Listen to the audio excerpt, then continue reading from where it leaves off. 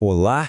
Hoje a gente vai mergulhar de cabeça direto no coração da filosofia de um dos pensadores mais profundos e, convenhamos, mais debatidos do século XX, Leo Strauss.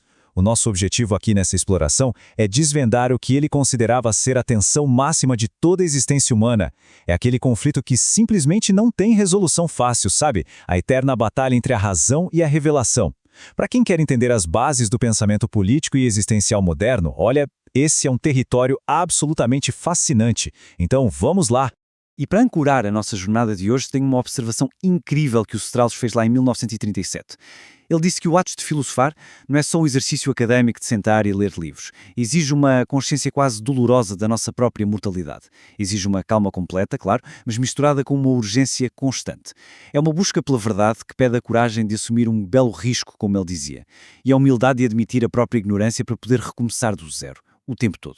Isso dita muito bem o tom contemplativo e urgente do que realmente significa buscar a verdade. Bom, o nosso roteiro de hoje para desatar esse nó intelectual vai seguir 4 passos bem diretos. Primeiro, vamos ver o problema central. Depois, o embate de razão contra revelação. Em seguida, vamos explorar o conceito da segunda caverna. E, por fim, o diálogo transhistórico. Então, começando pela parte 1, o problema central. O ponto crucial para a gente entender de cara é que, para o Strauss, o chamado problema teológico-político não era só um detalhe ou uma nota de rodapé na história das ideias. Era o problema fundamental, o grande dilema. Ele representa aquele confronto urgente com as alternativas que são reais à vida filosófica. Porque, vamos ser sinceros, a filosofia não flutua no vácuo. Ela é bombardeada o tempo todo pelas exigências práticas da vida política e, claro, pelas reivindicações absolutas da teologia.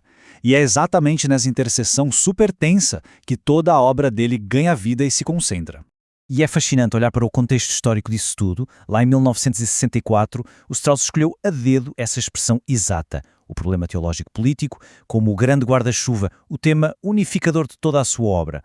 Ele podia muito bem ter usado a famosa metáfora de Jerusalém e Atenas, ou focado no debate dos antigos contra os modernos, mas ele foi cirúrgico aqui porque escolheu cuidadosamente esse termo por ser o único que amarra todas as outras questões. É a lente perfeita, a luz sob a qual todos os outros conflitos filosóficos ganham o seu verdadeiro lugar.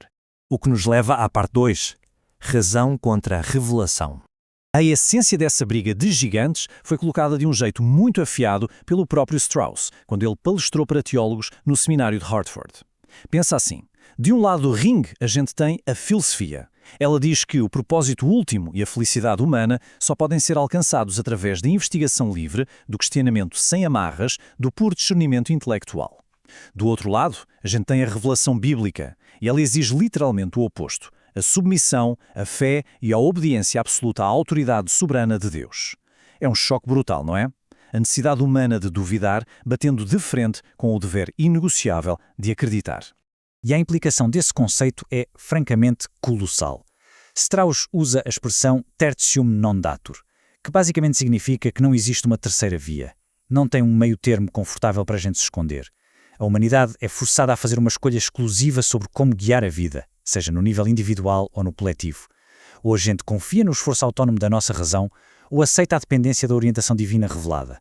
Para o Strauss, a revelação é o único desafio formidável de verdade que a filosofia enfrenta, justamente porque a revelação diz entregar logo de cara à verdade absoluta que a filosofia passa a vida inteira tentando buscar sozinha. Aí entramos na parte 3, a segunda caverna. O pensamento moderno, de certa forma, tentou dar um jeitinho de contornar esse conflito absoluto. O projeto político moderno, que acabou gerando a sociedade liberal que a gente conhece hoje, teve sim um sucesso enorme em neutralizar os conflitos religiosos na esfera pública e em trazer estabilidade política. Só que aqui vem o grande alerta do Strauss. Esse sucesso político foi, na verdade, uma armadilha intelectual gigantesca. Aquela dificuldade teológica profunda e espinhosa não foi resolvida, ela foi só jogada para debaixo do tapete.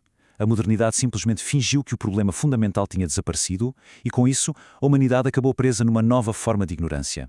Para ilustrar isso, lá em 1931, ele criou a metáfora da segunda caverna. E olha, a perspectiva é de arrepiar. Pensa na clássica caverna de Platão. Lá, Sócrates começa a filosofar a partir de uma ignorância admitida, a chamada ignorância natural. Só que nós, na modernidade, caímos num buraco muito mais fundo. Nessa segunda caverna, o ser humano moderno está completamente soterrado por conhecimentos históricos e teóricos. É um peso morto enorme que puxa a gente para o fundo. A gente não tem mais nem aquela pureza da ignorância natural dos gregos. Então, para conseguir fazer filosofia de verdade, exige-se um esforço imenso, um longo desvio histórico e de muita erudição, só para a gente conseguir escalar de volta e chegar no ponto de partida do Sócrates. E o que é que mantém a gente atolado no fundo dessa segunda caverna? Na visão do Strauss, o grande obstáculo é o historicismo. Essa é a ideia de que toda a verdade é relativa à sua época histórica. O historicismo pega aquela nossa ignorância filosófica humilde e troca por uma arrogância perigosa de achar que hoje nós sabemos mais simplesmente porque entendemos o contexto histórico do passado. Ao criar essa obsessão cega com a história, o modernismo simplesmente bloqueia a nossa capacidade de parar e perguntar seriamente coisas como: afinal, qual é a vida certa? Ou o que é realmente o bem? E para tentar sair disso, vamos para a parte 4, o diálogo trans-histórico. Para escapar desse abismo intelectual, o Strauss desenvolveu um método de leitura que é muito minucioso e totalmente transformador. Ele não lia a história da filosofia como se fosse um arquivo morto ou um museu de ideias antigas. Pelo contrário, o objetivo dele era demolir tradições fossilizadas através de questionamentos radicais. Ele exigia o que chamava de abertura hermenêutica absoluta. Em outras palavras, é preciso ter a disposição radical de ler um texto assumindo que aquele pensador lá do passado pode, de facto, ter a verdade que falta para nós hoje. A ideia é abandonar as amarras da história e voltar para a natureza das coisas, escavando até desenterrar a intenção pura e original do filósofo clássico. Isso nos leva a uma definição de filosofia que ele deu, que é belíssima, quase poética.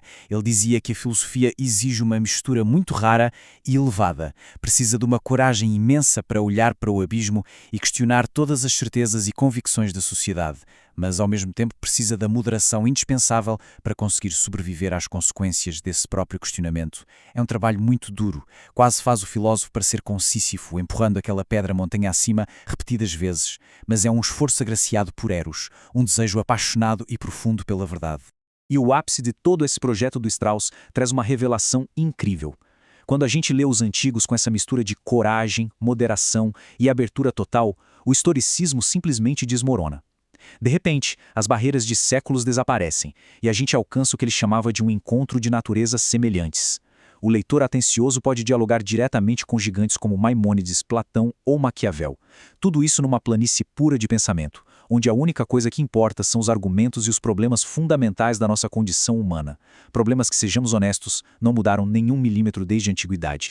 A alternativa entre razão e revelação não aceita meio termo. E a modernidade, na tentativa de fugir dessa escolha, caiu direto na presunção do historicismo. Diante de todo esse diagnóstico clínico feito pelo Leo Strauss, fica uma pergunta bem incómoda martelando na nossa cabeça. Sem admitir a nossa própria ignorância e ainda presos lá no fundo da segunda caverna, será que nós seremos capazes de iniciar esse árduo diálogo transhistórico para encontrar a verdadeira vida reta? É um baita de um desafio, que não só convida a gente a ler o passado de outra forma, mas que nos obriga a questionar vigorosamente as fundações do nosso próprio presente.